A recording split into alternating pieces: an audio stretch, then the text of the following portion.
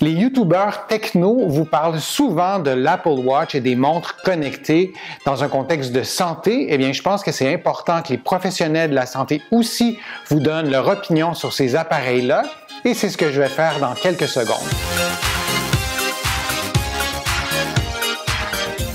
Je suis Denis Fortier. Si vous êtes nouveau ici sur ma chaîne YouTube, je vous conseille de vous abonner en cliquant sur le coin inférieur droit de l'écran.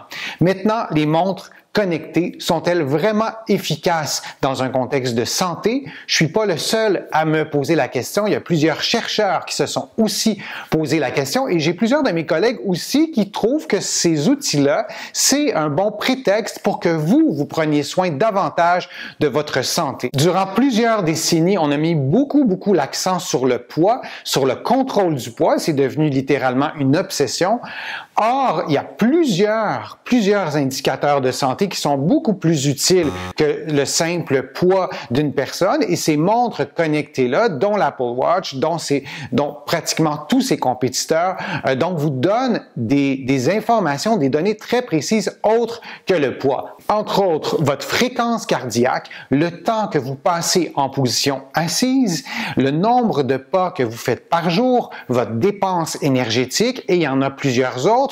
On pense même dans un avenir assez approché que ces appareils-là vont vous donner votre saturation d'oxygène, votre pression artérielle, votre taux de glucose dans un contexte de diabète. Ça peut être essentiel. C'est bien beau tout ça, mais ces informations-là, ces données-là, est-ce qu'elles sont suffisamment précises? Est-ce qu'elles peuvent être utilisées dans un contexte de santé? Bien, il y a plusieurs chercheurs qui se sont penchés sur ces questions-là, entre autres pour l'Apple Watch, et on peut affirmer que le nombre de pas qui sont mesurés par ces appareils-là sont relativement fiables. Pour ce qui est de la fréquence cardiaque, en tout cas pour ce qui est de l'Apple Watch, c'est relativement fiable aussi. Et la fréquence cardiaque, c'est un indicateur de santé, oui, mais lorsque vous pratiquez une activité physique, de connaître la fréquence cardiaque, ça vous donne un indice aussi sur l'intensité de l'exercice. J'y reviendrai dans une prochaine vidéo.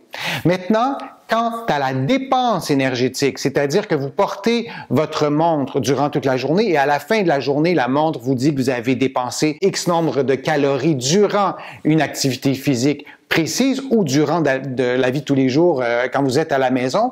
Et cette donnée-là, elle, serait un peu moins précise. Donc, il faut prendre ça avec un certain bémol parce qu'il y aurait une marge d'erreur. Parfois, cette dépense énergétique-là, elle est surestimée. Parfois, elle est sous-estimée. Ça dépend, entre autres, du sexe. Du moins, c'est ce qu'a démontré une étude relativement récente. Et ce manque de précision-là de la dépense énergétique, ben, on a un peu de difficulté à la comprendre ou à l'expliquer parce que les algorithmes qui permettent d'arriver à ces données-là, donc l'algorithme, c'est un calcul mathématique complexe qui est réalisé entre autres par une montre, un téléphone ou un ordinateur. Donc ces algorithmes-là, bien, les compagnies comme Apple ou ses concurrents ne les divulguent pas. Donc on ne sait pas exactement comment ce calcul-là de la dépense énergétique est fait, mais on sait qu'il est plus ou moins précis. Donc c'est quand même important comme différence, mais pour ce qui est du nombre de pas par jour, de la fréquence cardiaque, on peut quand même s'y fier. Il faut mettre en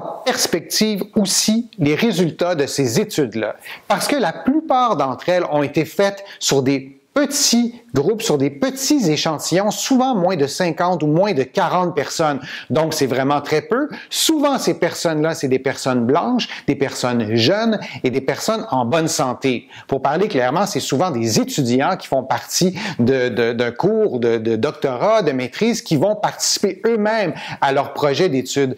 Donc, je dis pas que ces résultats-là sont mauvais, je dis qu'il faut les prendre avec un certain sens critique et on peut surtout pas généraliser ces résultats-là à l'ensemble de la population. Donc, vous avez le droit aussi, vous, d'être critique par rapport aux données que votre montre va vous donner. Par contre, j'ai plusieurs de mes patients qui n'ont pas ces montres-là, qui n'ont pas l'Apple Watch, qui n'ont pas des montres qui sont fabriquées par les compétiteurs non plus, et qui ont un téléphone intelligent. Et ces patients-là sont souvent étonnés de constater que leur téléphone intelligent compte le nombre de pas, même si eux n'ont pas activé cette fonction-là. Donc, c'est peut-être votre cas. Si vous avez un téléphone intelligent, vous pouvez aller voir.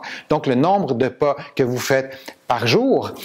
Mais pour ce qui est de la marge d'erreur d'un téléphone sur le nombre de pas par jour, elle est beaucoup plus grande, cette marge d'erreur-là, que sur une montre connectée, parce que la montre vous touche. La montre est vraiment en contact avec votre bras, avec votre corps. Ça réduit la marge d'erreur, contrairement à si votre si votre téléphone est dans votre poche ou dans votre sac.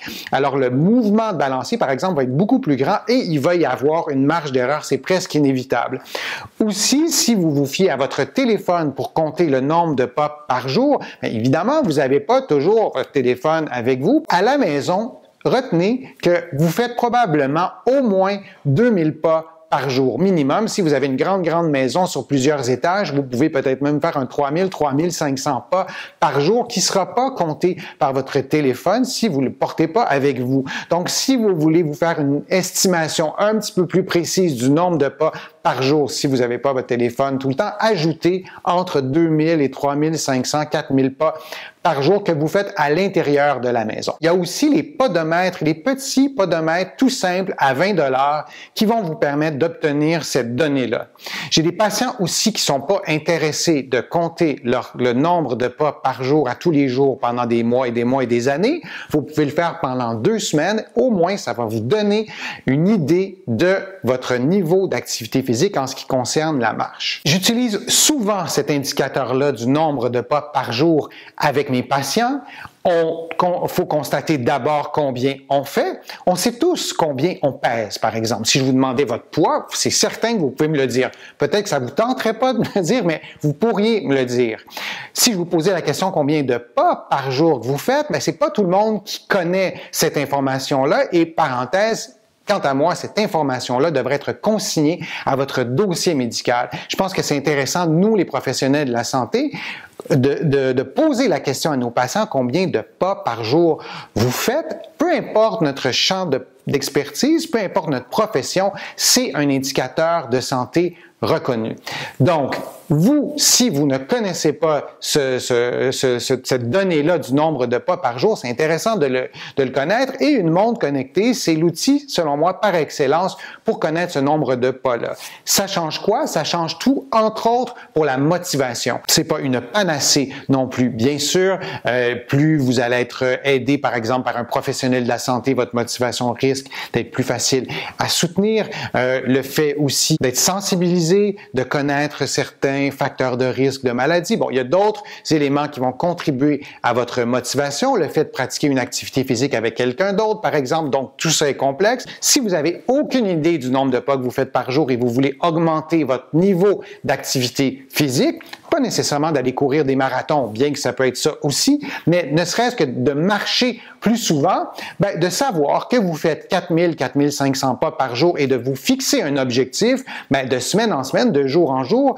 vous pouvez voir vos progrès et vous pouvez vous améliorer. L'immense avantage en comparaison avec le poids, c'est que si vous voulez perdre 1, 2, 3 kilos, c'est quand même pas si rapide que ça. Vous n'allez pas perdre ça en 1 ou 2 journées. Vous allez vous peser chaque jour ou chaque semaine et le chiffre va changer peu. On a vraiment peu d'emprise sur ce chiffre-là. Par contre, le nombre de pas par jour, si aujourd'hui vous n'avez pas marché, c'est pas grave. Demain, vous allez pouvoir vous reprendre et c'est un nouveau chiffre et c'est beaucoup plus motivant donc de regarder cet indicateur-là du nombre de pas par jour plutôt que du poids. Et selon des chercheurs de l'Université de Pittsburgh, le fait de connaître sa dépense énergétique, c'est associé à une perte de poids et à une augmentation du niveau de l'activité physique. Donc, même si cette donnée-là qui est fournie par des montres connectées est imprécise, qu'il y a une marge d'erreur, on peut penser que si vous utilisez votre montre à vous, probablement toujours dans des contextes semblables, que la marge d'erreur est peut-être un peu la même d'une journée à l'autre. Donc, c'est pas une donnée inutile, même si elle est imprécise, de connaître cette dépense énergétique-là. Et pour ce qui est du nombre de pas par jour, on entend souvent le chiffre de 10 000 pas par jour, ce qui est un bel objectif. Et c'est vrai qu'à 10 000 pas par jour, le risque de maladie chronique notamment diminue beaucoup, le risque de maladie cardiovasculaire, le risque de diabète. Mais moi, je vous dis qu'à 7 500 pas par jour, c'est déjà aussi un bel objectif. Ça diminue en fait votre facteur de risque de plusieurs maladies. Et si vous calculez votre nombre de pas par jour après avoir écouté ma vidéo et vous en êtes à 3000, 4000 pas par jour et vous vous dites, mon Dieu, j'y arriverai jamais, il faut presque que je double le nombre de pas par jour. Moi, je vous conseille d'y aller vraiment graduellement, de cibler 7500 pas par jour à moyen terme, mais augmenter environ de 1000 pas par jour par mois. Il y a des études qui ont démontré que c'était beaucoup plus, d'une part, facile à atteindre et vous risquez de maintenir ces nouvelles habitudes-là qui font en sorte que vous marchez davantage. Et si vous voulez vous approcher du 7500, du 10 000 pas par jour et peut-être un peu plus, dites-vous qu'il faut presque inévitablement aller marcher à l'extérieur. Parce que si vous ne marchez qu'à l'intérieur de votre maison, de votre appartement, c'est vraiment difficile de dépasser même le 5000 pas par jour. Un élément qui me déplaît en ce qui me concerne, en tout cas de l'Apple Watch, c'est son manque de durabilité. La mienne s'est brisée, la vitre en fait s'est brisée après 2 mois d'utilisation par une chute d'environ 20 cm de mes mains au plancher. Donc la vitre s'est brisée et pour réparer cette vitre-là, ça coûte pratiquement le prix de la montre. Même en ayant pris une garantie prolongée, les coûts sont vraiment très élevés.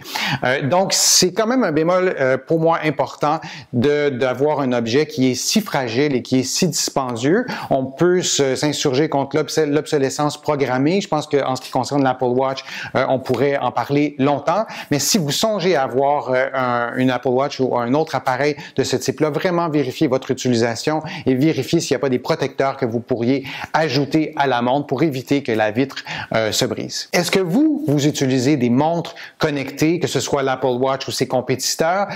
Quelle est votre expérience à cet égard-là? Dans un contexte de santé, est-ce que vous trouvez ça utile? J'ai envie de lire vos commentaires par rapport à ce sujet-là, donc n'hésitez pas à les formuler dans le fil de discussion. Si ma vidéo vous a plu, je vous invite à cliquer j'aime, à la partager sur vos réseaux sociaux. Moi, ça me donne plus de visibilité, ça m'aide à produire de nouveaux contenus et vous allez trouver aussi beaucoup d'informations sur la marche, sur les bienfaits de la marche dans mes livres. Vous allez les trouver au Canada, en librairie et sur le web. Mes livres sont aussi disponibles en France, en librairie aussi et sur le web.